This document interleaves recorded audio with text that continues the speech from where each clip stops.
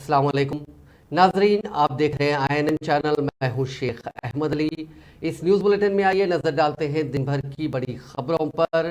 23 अगस्त यानी आज की शाम चांद पर जैसे ही सूरज उगा, इसरो के चंद्रयान ने उसके साउथ पोल पर लैंडिंग कर तारीख रकम कर दी। हिंदुस्तान चांद के साउथ पोल पर कामयाब लैंडिंग करने वाला दुनिया का पहला मुल्क बन गया है। चंद्रयान-3 ने चारशंबे की शाम 5:44 पर लैंडिंग प्रोसेस शुरू की। इसके बाद अगले 20 मिनट में चांद की आखिरी ऑर्बिट से 25 किलोमीटर का सफर पूरा किया। शाम 6:04 पर चंद्रयान-3 के लैंडर ने चांद पर पहला कदम रखा। इसरो के डायरेक्टर एस सोमनाथ ने कहा कि अगले 14 दिन हमारे लिए बहुत अहम है। प्रज्ञान रोवर को बाहर आने में एक दिन का वक्त भी लग सकता है। प्रज्ञान हमें चांद के एटमॉस्फेयर के बारे में जानकारी देगा। हमारे कई मिशन कतार में हैं। जल्द ही सूरज पर आदित्य L1 भेजा जाएगा। गगनयान पर भी काम चल रहा है। चांद पर पहुंचकर चंद्रयान-3 ने मैसेज भेजा, मैं अपनी मंजिल पर पहुंच गया हूं। And this is a very good signature for the lander. अभी आप ये देख सकते हैं कि लैंडर की ऊंचाई लगभग 65 मीटर के आसपास बची हुई है।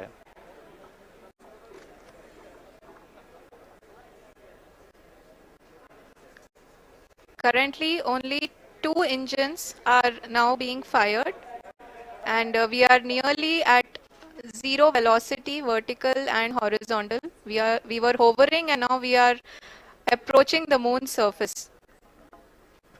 धीरे धीरे लैंडर की वेगमान को कम किया जा रहा है और हम अब लगभग 50 मीटर से भी कम आ चुके हैं।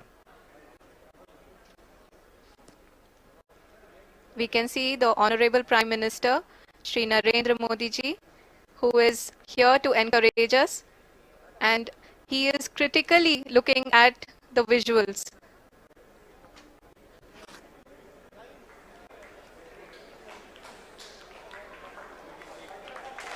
जी हाँ, आप अपनी स्क्रीन पे देख सकते हैं कि हम power lander module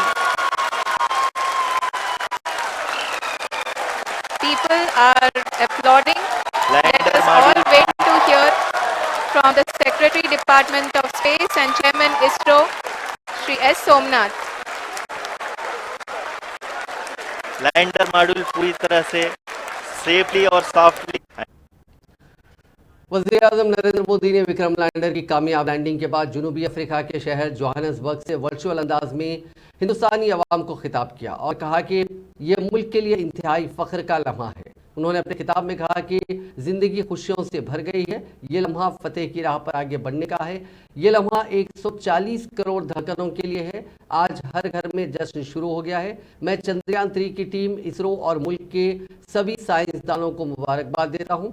PM Modi ने चंद्रयान-3 की कामयाबी पर साइंसदानों का खास तौर से तज़किरा किया और कहा कि उनकी मेहनत से ही हम चांद के इस जुनूबी कुतुब पर पहुंच गए हैं, जहां पर आज तक कोई नहीं पहुंच पाया।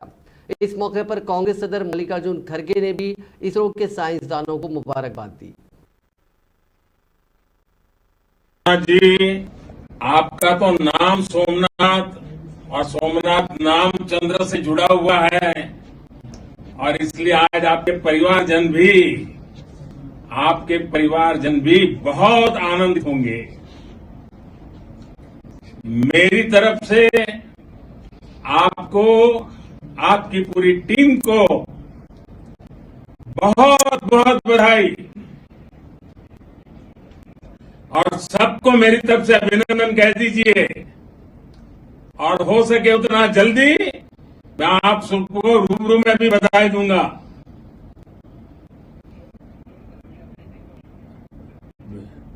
बहुत बहुत शुभकामनाएं और बहुत बहुत बधाई। ओके, नमस्कार जी। मेरे प्यारे देशवासियों, चंद्रयान-3 की सफलता प्रत्येक भारतीय की सामूहिक सफलता है। हम सब के लिए गर्व की बात है। 140 करोड़ भारतीयों ने अपने 6 दशक पुराने अंतरिक्ष कार्यक्रम में आज एक और उपलब्धि देखी। हम अपने वैज्ञानिकों, स्पेस इंजीनियर्स, रिसर्चर्स और इस मिशन को सफल बनाने में शामिल सभी लोगों की लगन, कड़ी मेहनत और समर्पण को सलाम करते हैं। 2008 में जब Chandrayaan 1 moon impact probe MIP भारतीय राष्ट्रीय ध्वज लेकर चंद्रमा पर उतरा तो भारत चंद्रमा की सतह पर किसी वैज्ञानिक उपकरण को उतारने वाला चौथा देश बन गया था।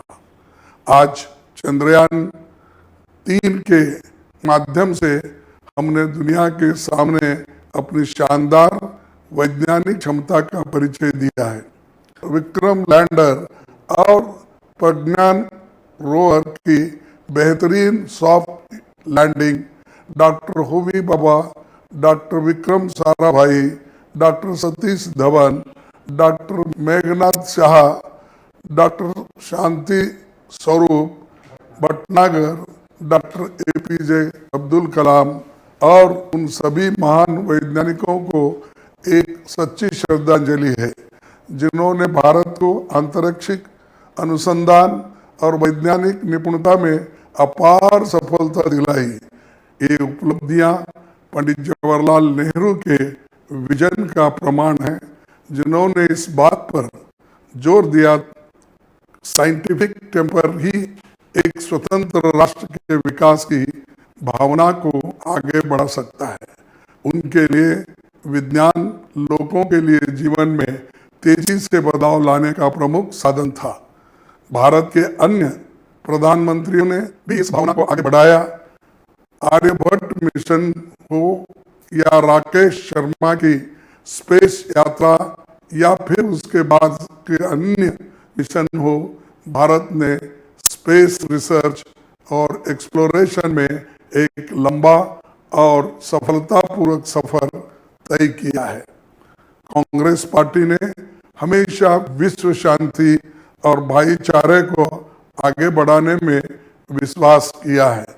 आज विक्रम लैंडर का चंद्रमा की सतह पर उतरना शांतिपूर्ण और वेलफेयर उद्देश्यों के लिए विज्ञान का उपयोग करने की हमारी प्रतिबद्धता की पुष्टि है।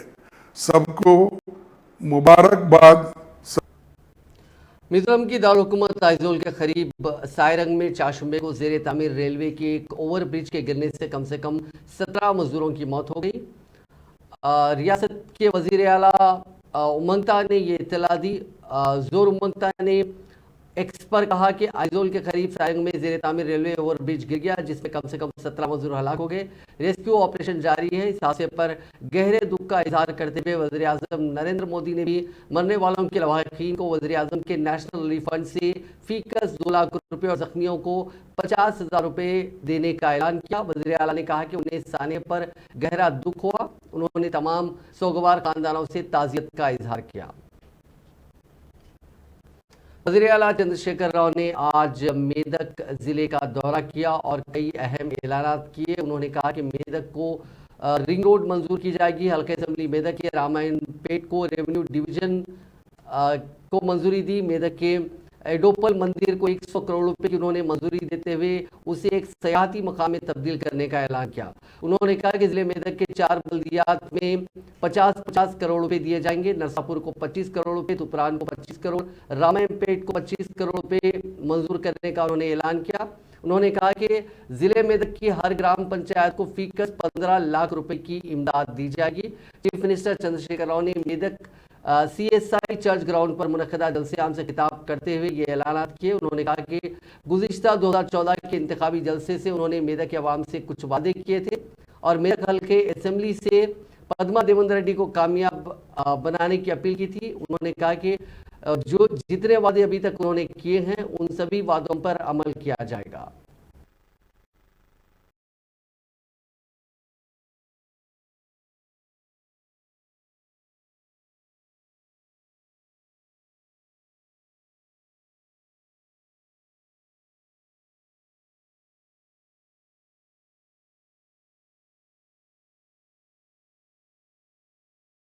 రాకముందు చాలా చాలా మాటలు జరుగుతూ ఉండేవి. రకరకాల వ్యాఖ్యానాలు చేసేవాళ్ళు. నీకు పరిపాలన చేత కాదు, నీకు మంచి చెడ్డ రాదని అనేవాళ్ళు. పరిపాలన తెలంగాణ బిడ్డలకు ఎంత చేతనవుతుంది అనే దానికి ఈ ఎస్పీ ఆఫీసు, ఈ కలెక్టర్ ఆఫీసే మనకు నిదర్శనం. ఈ కఠిన వాళ్ళు కూడా దీని ఆర్కిటెక్ట్ కూడా మా ఉషారెడ్డి గారు మన తెలంగాణ బిడ్డ మా మధ్యన కూర్చున్నారు. Give a big hand. ఆ రకంగా ఆర్కిటెక్ట్ కూడా మన తెలంగాణ బిడ్డనే. మన గణపతి రెడ్డి గారి సారథ్యంలో చాలా గర్వంగా సంతోషంగా ఉంది నాకు.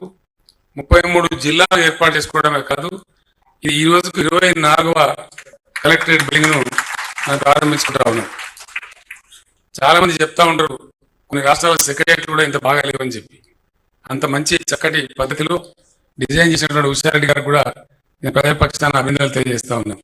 మీ అందరితో నా ఒకటే మనవి, రాష్ట్రము, దేశము, జిల్లా, పట్టణం ఏదైనా సరే అది ఏ స్థాయిలో ఉందో అని తెలుసుకోవడానికి కొన్ని గీటురాలు ఉంటాయి. డెవలప్మెంట్ ఇండెక్స్ అని దాన్ని కొన్ని ఉంటాయి. అందులో అనతి కాలంలోనే తెలంగాణ అద్భుతమైనటువంటి ప్రగతి సాధించి ఎప్పటి నుంచో సెటిల్ అయిపోయినటువంటి चीफ मिनिस्टर के चंद्रशेखर राव ने कहा कि जिले संगारेड्डी में शामिल हल्के असेंबली पट्टन चेरू को अनकरीब कालेश्वरम लिफ्ट इरिगेशन स्कीम का पानी हासिल होगा। मेदक जाने के दौरान चीफ मिनिस्टर ने हल्के पट्टन चेरू के गुम्माडी दारा में मुख्तसर तवक़ुफ़ किया, जहां मकामी रुकन असेंबली जी महिपाल रेड्डी ने उनका इस्तकबाल किया। बीआरएस के कई कायदीन और कारकुनों की कसीर तादाद भी इस मौके पर मौजूद थी। चीफ मिनिस्टर ने इस हल्के के अवाम को मशवरा दिया कि वो बीआरएस के रुकन असेंबली को दोबारा मुंतखब करें ताकि कालेश्वरम लिफ्ट इरिगेशन स्कीम से हल्के पट्टन चेरू को पानी की सरबराही के ख्वाब को शर्मिंदा ताबीर किया जा सके। बीआरएस की रुकन कानून साज काउंसिल के कविता ने चारशंबे को इल्जाम आयद किया कि बीजेपी और कांग्रेस का पार्लियामेंट में खवातीन तहफ़्फ़ुज़ात बिल की मंजूरी का कोई इरादा नहीं है। उन्होंने कहा कि सिर्फ कानून साजी के जरिए ही पार्लियामेंट और रियासती असम्बलियों में खवातीन की नुमाइंदगियों में इजाफा हो सकता है। तेलंगाना असेंबली के आने वाले इंतखाबात के लिए बीआरएस की जानिब से सिर्फ 6 खवातीन को टिकट दिए जाने पर बीजेपी और कांग्रेस की तनकीदों पर रद्द-ए-अमल जाहिर करते हुए रुकने काउंसिल कविता ने एक प्रेस कॉन्फ्रेंस से खिताब करते हुए कहा कि दोनों जमातें पार्लियामेंट और असेंबलियों में खवातीन को 33% तहफ़्फ़ुज़ात की फराहमी के लिए पार्लियामेंट में बिल की मंजूरी के मामले में अपनी संजीदगी जाहिर करने के बजाय सियासी फ़ायदा हासिल करने की कोशिश कर रही हैं। बीआरएस की जानिब से 115 उम्मीदवारों के नामों के ऐलान के बाद बीजेपी और कांग्रेस ने गुलाबी जमात पर यह कहते हुए तनकीद की थी कि कविता ने 33% तहफ़्फ़ुज़ात के मुतालबे पर नई दिल्ली के जंतर मंतर पर धरना मुनज़्ज़म किया था, लेकिन पार्टी ने सिर्फ 6 खवातीन को टिकट दिए। మొత్తం అంశాన్ని పక్కదారి పట్టించేటటువంటి ప్రయత్నం అన్ని రాజకీయ పక్షాలు కూడా నిరంతరం చేస్తూ ఉన్నాయి. ఆ విషయం గమనించవలసిందిగా మా మహిళా నాయకులందరినీ కూడా నేను కోరుతా ఉన్నాను. ఇంకొక విషయం మనం ఆలోచిస్తే నెహ్రూ గారి క్యాబినెట్లో, అంటే దేశంలో మొట్టమొదటి క్యాబినెట్ నెహ్రూ గారి క్యాబినెట్లో ఒక్క మహిళా మంత్రి ఉండే. ఇవాళ మోడీ గారి క్యాబినెట్లో 2 మహిళా మంత్రులు ఉన్నారు. అంటే ఒక్కరి నుంచి 2 ఏంటంటే 50% పెరిగిందని సంతోషపడాలనా, లేకపోతే 75 ఏళ్లలో కూడా అప్పటికి ఒక మంత్రి ఉంటే ఇప్పుడు 2 ఉన్నారని బాధపడాలనా? ఈ విషయాన్ని దయచేసి సమాజం అంతా కూడా ఆలోచించాల్సినటువంటి సందర్భం. ఎట్లా అర్థం చేసుకోవాలి దీన్ని, ఏ కోణంలో అర్థం చేసుకోవాలి? అన్ని రంగాల్లో ముందున్నారు మహిళలు, ఆఖరికి స్పేస్లకు కూడా పోయినారని చెప్పి మనం గొప్ప చెప్పుకుంటాం. కానీ అన్ఫార్చునేట్లీ ఏంటంటే మొదటిసారి పార్లమెంట్లో 4.5% మంది మహిళలు ఉంటే ఇవాళ 12.5% మంది మహిళలు ఉన్నారు. అంటే 75 ఏళ్లలో మనం సాధించిన పురోగతి ఏంటంటే కేవలం 8% ఇంప్రూవ్మెంట్ తప్పితే ఇంకోటి లేదు. సో నేను మీ అందరితో, అన్ని పార్టీ వాళ్ళతో కూడా నేను రిక్వెస్ట్ చేసేది ఏంటంటే ఇది నా ఇంటి సమస్య కాదు, ఇది మహిళల సమస్య. మన మొత్తం భారతదేశంలో ఉన్న 70 కోట్ల మంది మహిళల సమస్య. ఇవాళ రాజకీయాల్లో ఉన్నటువంటి 14 లక్షల మంది ఆడబిడ్డల సమస్య. సర్పంచులు, జెడ్పీటీసీలే అక్కడే ఆగిపోవాలా, పైకి రావాలా అనేటటువంటి అంశం ఇది. ఇవాళ మీరు చూసుకున్నట్టయితే స్వతంత్రం వచ్చి 75 ఏళ్ళైన తర్వాత మణిపూర్లో మొట్టమొదటిసారి 2 మహిళా ఎమ్మెల్యేలు ఎన్నికైనారు. అంటే ఇంతవరకు మణిపూర్ అసెంబ్లీలో కనీసం మహిళల ప్రాతినిధ్యం లేదు. నిన్నగాక మొన్న జరిగిన ఎలక్షన్లో 2 మహిళలు గెలిచింది, ఫస్ట్ టైం ఇన్ 75 years. ఇట్లా ఒక పక్క కొంత స్టెప్ బై స్టెప్ పురోగతి జరుగుతూ ఉంటే నిన్న హర్యానాలో, అది కూడా బీజేపీ రూల్డ్ స్టేట్, మరి హర్యానాలో ఒక చట్టం చేశారు. ఏంటంటే 10వ తరగతి చదువుకున్న ఎలక్షన్లు కొట్లాడన్నట్టు. అక్కడ ఉన్నటువంటి మహిళా సంఘాలందరూ చెప్పేది ఏంటంటే ఇక్కడ మహిళలు बीआरएस के एमएलसी कड़ियम श्रीहरि ने कहा कि इंतखाबात से 3 माह कबल उम्मीदवारों का ऐलान करना एक जुर्रतमंदाना फैसला था। उन्होंने अवाम से दरख्वास्त की कि चंद्रशेखर राव को तीसरी बार इख्तियार में लाएं। उन्होंने कहा कि वो हल्के की तरक्की के लिए काम करेंगे। श्रीहरि ने कहा कि केसीआर की क़यादत में तेलंगाना रियासत ने 9 सालों में ज़बरदस्त तरक्की हासिल की है। उन्होंने इस बात की सताइश की कि रियासती स्कीमों की तकलीद मरकजी हुकूमत करती है। उन्होंने कहा कि कल्याण लक्ष्मी, रैतु बंधु, रैतु बीमा और 24 घंटे बिजली रियासत में फराहम की जा रही है। उन्होंने कहा कि बीआरएस वाहिद हुकूमत है जो 44 लाख अफराद को 2116 रुपए की शरह से इमदादी पेंशन दे रही है। ఇది మామూలు విషయం కాదు, చాలా గొప్ప విషయం.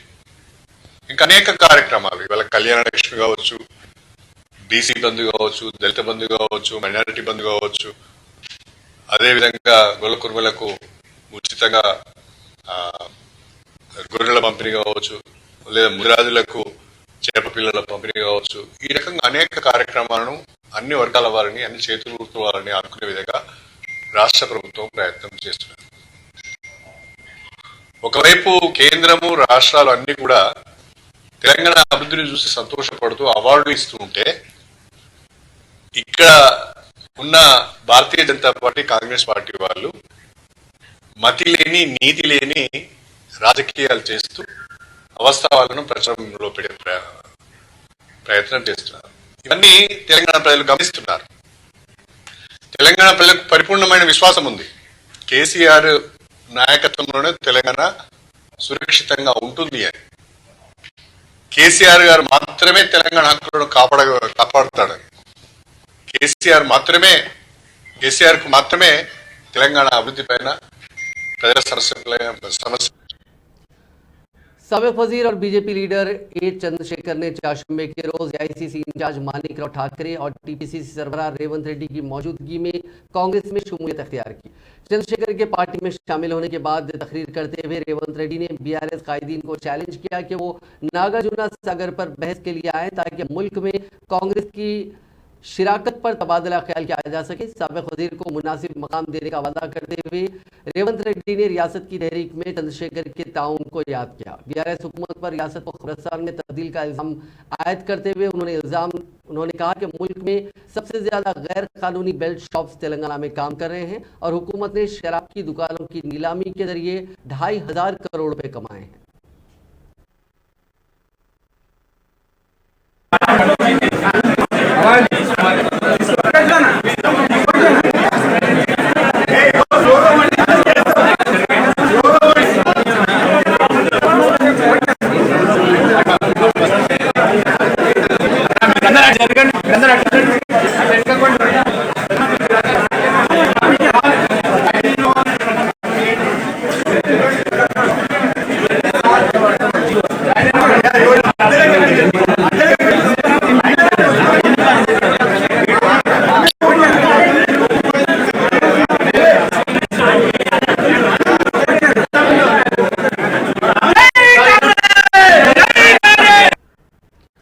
कांग्रेस लीडर मोहम्मद अली शब्बी ने चाशुम्बे को दावा किया कि वो अगले असेंबली इंतखाबात में चीफ मिनिस्टर चंद्रशेखर राव के खिलाफ कामारेड्डी हल्के से तारीखी जीत दर्ज करेंगे। शब्बीर अली का आज कामारेड्डी के दौरे के मौके पर शानदार इस्तकबाल किया गया।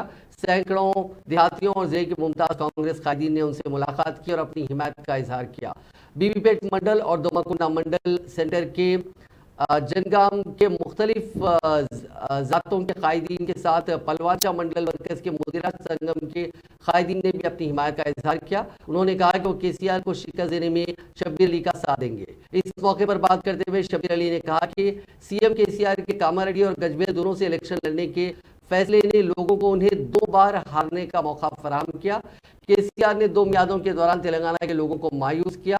उन्होंने अपने इंतखाबी वादों पर अमल नहीं किया और मुख्तलिफ ज़ातों का फ़ायदा उठाया। इसलिए वो न सिर्फ एक हार बल्कि 2 शिकस्तों और शर्मिंदगी के मुस्तहिक हैं। खुशकिस्मती से केसीआर ने खुद ये मौका पैदा किया। लोगों को गजवेल और कामारेड्डी में केसीआर को हराने का मौका मिला है।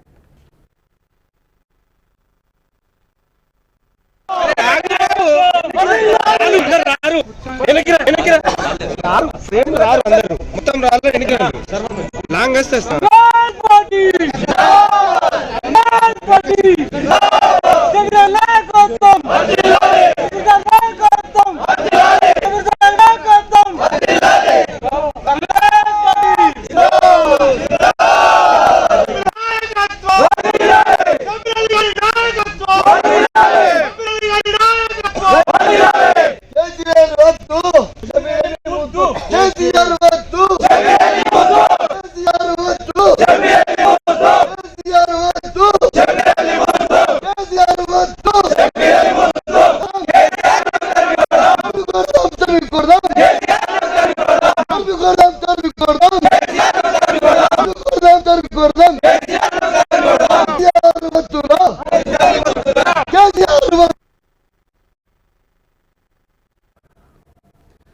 बीजेपी के रुकने पार्लियामेंट में डी अरविंद के एक रिमार्क पर तेलंगाना में एक बड़ा तनाजा पैदा हो गया है। इसमें उन्होंने कहा था कि आवाम किसी भी जमात को वोट देते हैं तो उसकी अहमियत नहीं है, लेकिन सिर्फ बीजेपी ही कामयाब होगी। बीआरएस ने इलेक्शन कमीशन ऑफ इंडिया से मुतालबा किया कि वो इस रिमार्क का सख्त नोट ले। अपने हल्के इंतखाब निजामाबाद में एक प्रेस कॉन्फ्रेंस के दौरान आएगा तो मोदी ही रिमार्क पर बीआरएस ने शदीद रद्दमल का इजहार किया। मंगल को अरविंद ने प्रेस कॉन्फ्रेंस में कहा था कि अगर आप नोटा के लिए वोट देते हैं मैं कामयाब होऊंगा, अगर आप कार यानी बीआरएस को वोट देते हैं तो भी मैं कामयाब होऊंगा, अगर आप कांग्रेस को वोट देते हैं तो भी बीजेपी ही कामयाब होगी, आएगा तो मोदी ही। अरविंद के रिमार्क पर सख्त रद्दमल इजहार करते हुए बीआरएस ने इलेक्शन कमीशन ऑफ इंडिया से इस मामले का सख्त नोट लेने का मुतालबा किया।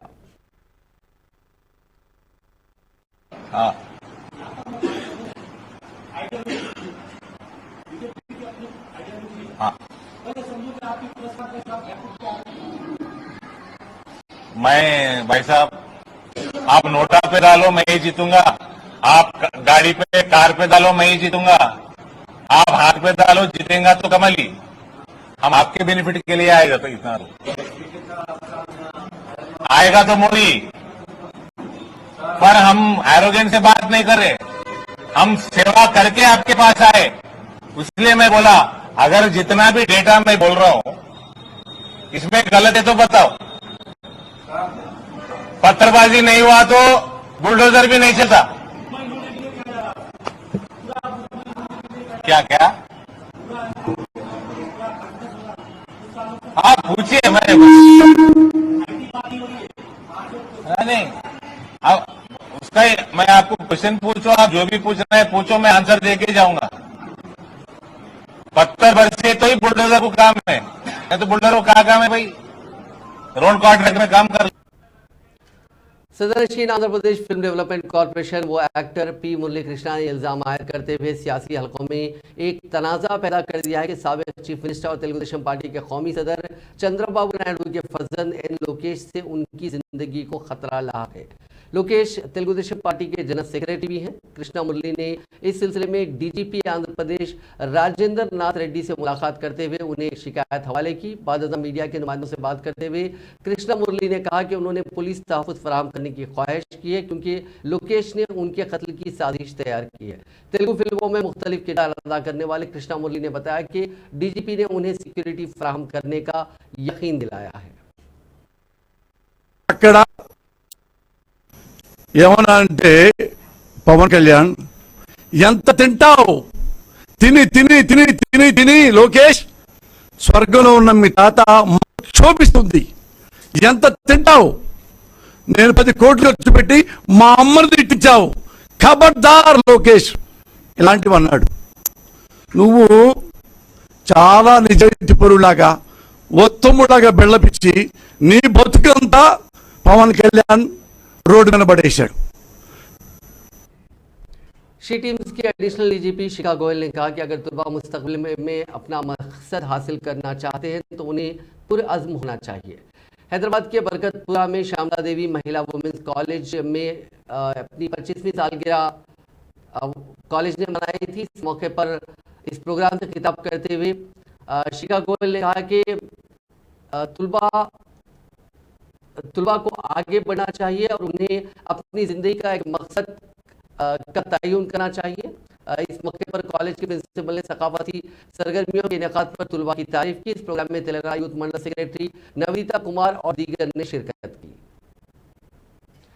खानदानी मनसूबाबंदी के ऑपरेशन के दौरान लापरवाही से डॉक्टर्स की जानिब से पेट में रुई के भूल जाने के नतीजे में एक खातून की मौत हो गई। ये वाकया तेलंगाना के नागर कर्नूल जिले के अचमपेट में पेश आया।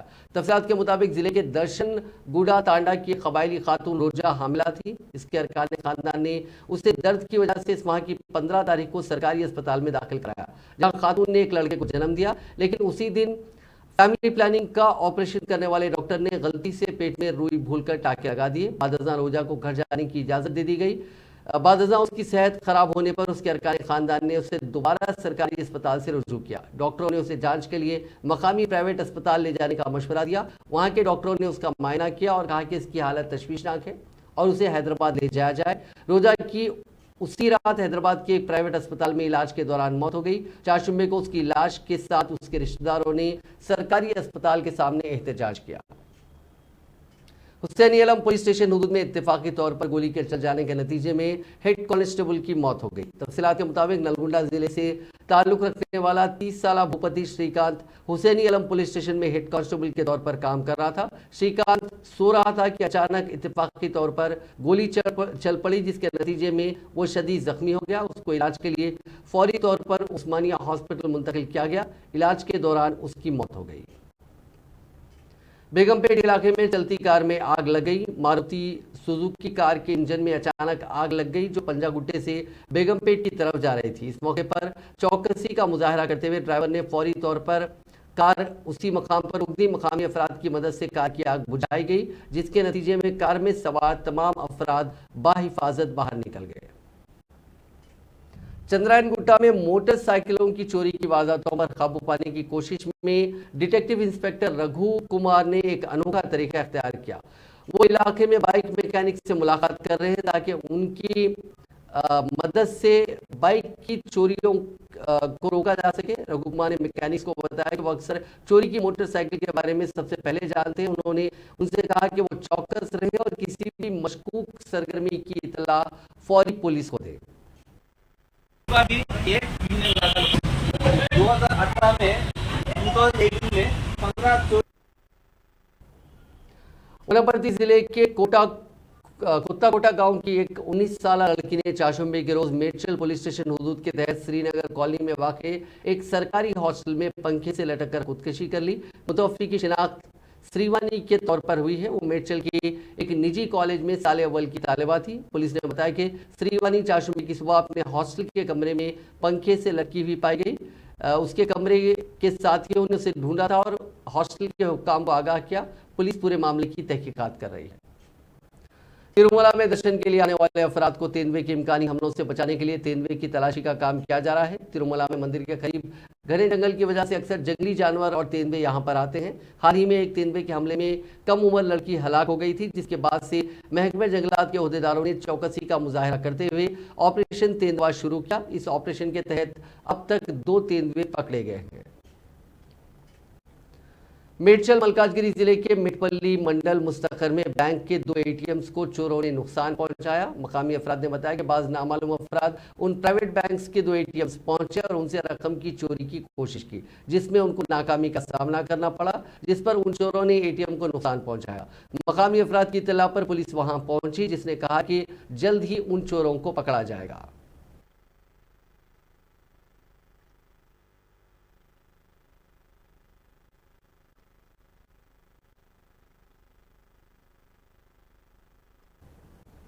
पाकिस्तान में 900 फीट की ऊंचाई पर केबल कार में फंसे सभी 8 लोगों का रेस्क्यू किया गया। रेस्क्यू ऑपरेशन 14 घंटे चला। केबल कार में 6 स्कूली तुलबा थे और 2 टीचर फंसे थे। सभी लोग रोज की तरह स्कूल जा रहे थे। नीचे गहरी नदी थी जो बारिश की वजह से उफान पर थी। इनमें से 2 लोगों को मंगल की देर रात रेस्क्यू किया गया, लेकिन तेज बारिश और अंधेरे की वजह से रात को ऑपरेशन रोक दिया गया था। चाशुम्बा तड़के ही रेस्क्यू ऑपरेशन फिर शुरू किया गया। पाकिस्तान के केयरटेकर प्राइम मिनिस्टर अनवरुल हक काकड़ ने खैबर हुकूमत और फौज को तेजी से रेस्क्यू ऑपरेशन चलाने के अहकाम दिए थे। नाजरीन, इस न्यूज बुलेटिन में बस इतना ही। आप देखते रहिए INN चैनल।